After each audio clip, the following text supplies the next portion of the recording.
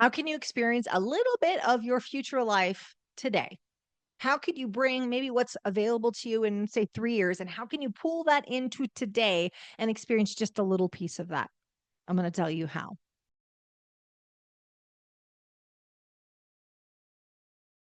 I hope you're doing amazing. I hope you are crushing it this week. It's a fantastic week. I hope you're enjoying the weather.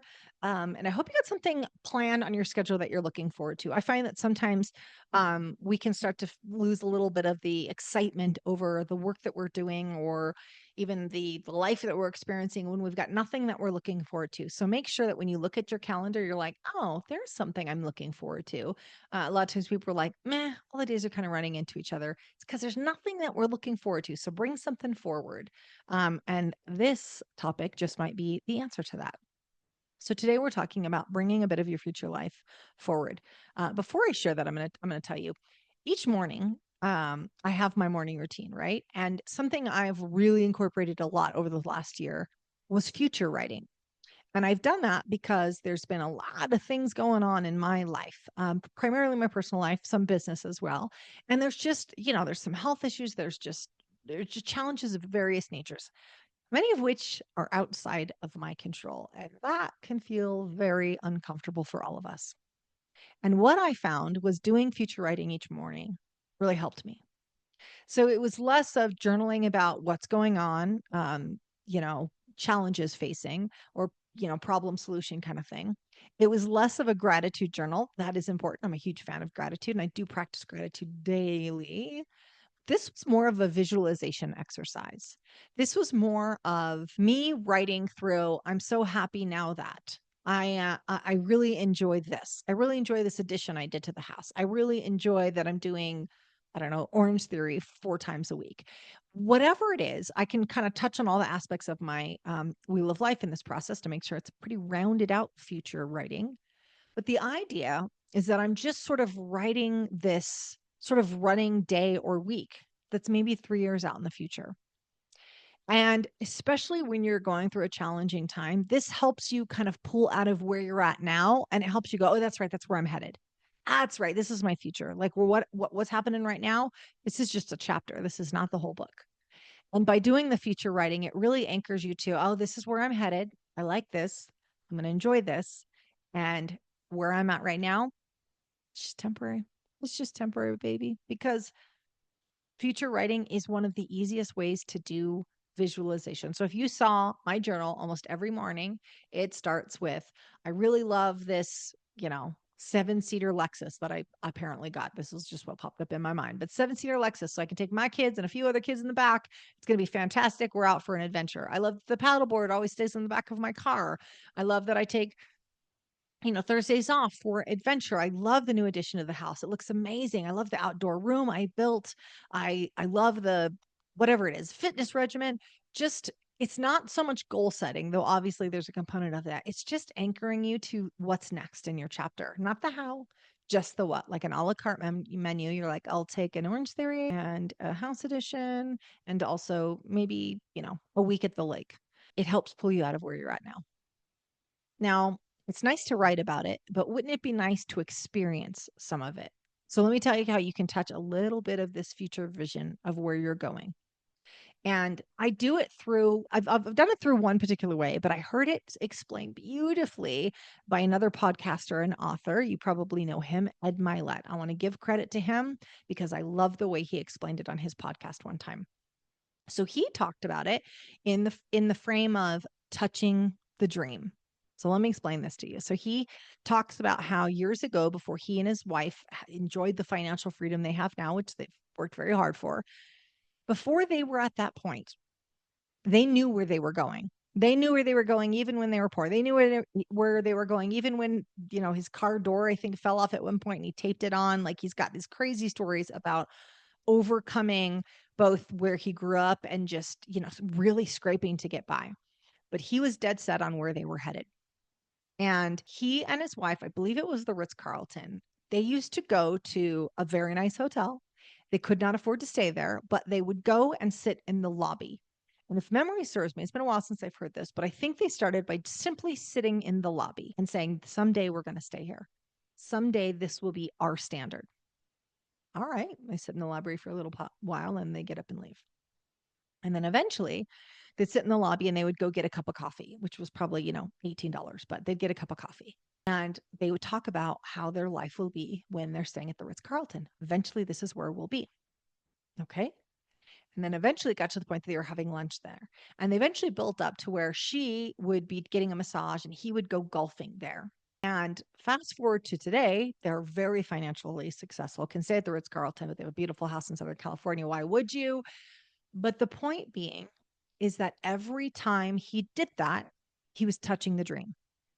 Every time they walked into the Ritz-Carlton, he's like, this is where we're going. Like, this is for us. This will feel normal to us. And this is the most important part. It's not him going into the Ritz-Carlton that's important, guys. It's that he's setting that standard for him and his wife, and he's normalizing that for them. Because the first few times, I'm sure it felt incredibly awkward to go in the Ritz-Carlton. When you've got $15 to your name and you go into a place like that, well, that $15 feels real heavy in your pocket, real heavy. Like, this is all I'm worth. These people, they're not like me, and they know I'm not like them. It was him being able to withstand the awkwardness of doing that that allowed him to eventually, and there's the hard work and all that sort of stuff, but hard work is not the secret, guys. Lots of people work hard. I will tell you, the whole you work hard if you can have anything is the biggest bunch of bullshit anyone ever says. I've got a few things in personal development I absolutely hate, and that is one of them, because we all know people who've worked freaking hard all their life and they never got it. They never reached it. He worked really hard right up until the end. And that is heartbreaking because there are other elements, there are other factors at play. Hard work does not solve all of these problems. Hard work's important. Yeah, but all of us have known people who've gotten ahead without that much hard work. So, yes, he was working hard. But he, in his mind, he also believed he deserved to be there. Deserved is a funny word. I do a whole podcast on what we believe we deserve. But he thought he deserved it, and he believed that was eventually going to happen. See, a lot of us want something, but we still have this otherness about it. Like, oh, well, that's for somebody else. I did a podcast about someone like me. Like, oh, but that's not available for someone like me, someone who came from my background, someone who came from, I don't know, it's too opulent for the religion I came from, or, someone like me doesn't get to that level in Fortune 500, 100 company, whatever. We have reasons why we're not doing that. And this is such an easy hack. It's such an easy hack. You simply just doing the thing, like showing up at the Ritz-Carlton and normalizing that can change everything.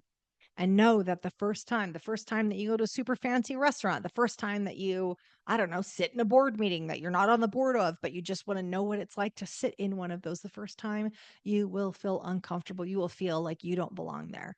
But maybe the third, maybe the fifth, the sixth, eventually it's going to start feeling normal. I remember years ago, we had gone to Lake Tahoe, which is a beautiful, beautiful lake by us. We go all the time. If you haven't been, don't go because there's already too many people come. No, it's a beautiful, beautiful place. And we go up there and stay all the time. But we were staying at the cabins, the houses on the other side of the lake, not on the side that faces the lake. This was, I don't know, 10 years ago or something. And they're very nice houses, but we were staying on the side of the houses that they're $2 or $3 million. If you stay in the houses that face the lake, you're talking 10 plus, $10 to $40 million, a big jump, right? So we're staying on the other side. This is like Lake Tahoe's equivalent of the other side of the tracks, right? They're all nice homes, but we're staying at the cheaper side. And I went for a walk. We had the Beagle with us. We had Spot the Beagle. So it must have been 10 years ago, maybe like 7, 8 years ago. We had Spot and 2 kids were in tow, the dog, the 2 kids walking around. When I immediately took us to the other side of the tracks, right? I took us to the other side, to the houses that were on the lake. There ended up being a private beach. I didn't realize it was private at the time, by the way. I just feel like I need to say that disclaimer, but disclaimer. But yeah, I took the kids probably illegally into this private beach on the other side of the lake. And it was beautiful. We sat on the pier. There's a little place you could get coffee. I got coffee and some scones, and we sat there with the dog. And that's when I learned about goose wire, because the dog got shocked by the goose wire. It's a whole thing. What I love about that, kids thought it was normal. The kids thought it was a normal. These houses are normal. sitting on this side of the beach is normal. Now, they were young, yes, but what I wanted to do is set a standard for them that this is normal for people like us. What I didn't want them to experience at such a young age was, oh, this isn't available for us. Because and many people had kids when they were younger and maybe they don't have as much financial. I get that. But I want you to normalize that stuff even for your kids. Now, that is not spoiling them. Doesn't mean that they will expect it every time. But I do want you to normalize what it's like in your realm, whatever that looks like. It might be your kids flying first class once. It might be taking your kids to a really nice restaurant. It might be taking them to a nice resort. It doesn't have to be a financial thing at all. It could be, something in fitness. It could be a lot of different areas. But touching the dream normalizes success in the thing you're about to do. There was actually someone out on the podcast, and I don't think he shared this on the podcast, but Shane is a friend of mine, and he told me about um well, first you got to know Shane has a very nice car. Can I say what he has? I don't think Shane would mind, but Shane's got a very nice car. We'll say that. And it was a big deal when he bought it. He bought it, I don't know, a couple years ago. And it's there's so many stories about this car. But what was interesting to me is we were talking one night and he said, April, I cannot tell you the amount of times I went and test drove these cars. I cannot tell you the number of years I would walk into that dealership, very nice dealership. They knew my name. They knew what his coffee order was, because apparently they had like a nice espresso machine. They would make him his coffee order because they knew him so well. That's how often he would go in and test drive. He'd drag his wife in there. She'd say, "Why are we going?" Because this is what we're eventually going to be driving. He did it for years. That was awkward. At some point, someone's like, Shane, buddy, we're dropping all this, coffee money on you. When are you going to buy this damn car? Like, someone at some point or multiple points, or maybe every time, I don't know, said to him, why are you here?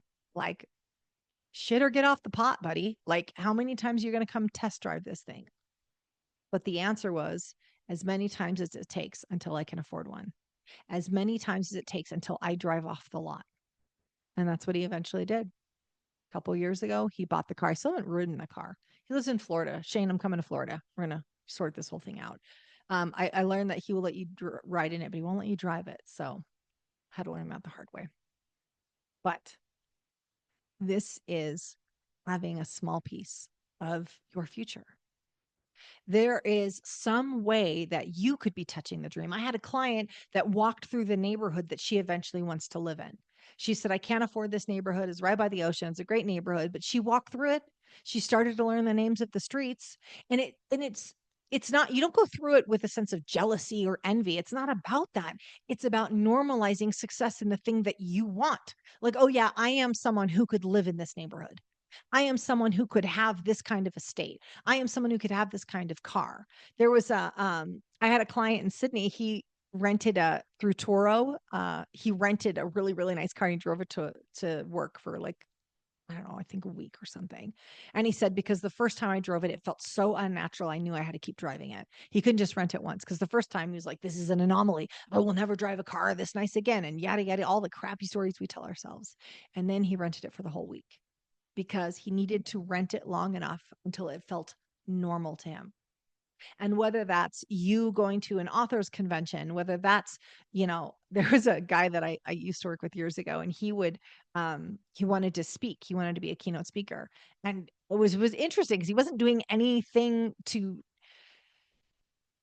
he wasn't focused necessarily on becoming a better speaker. His first step was to focus on thinking that that was possible for someone like him. So he would go to these big speaking events, and I love this. He would go to the very front, right?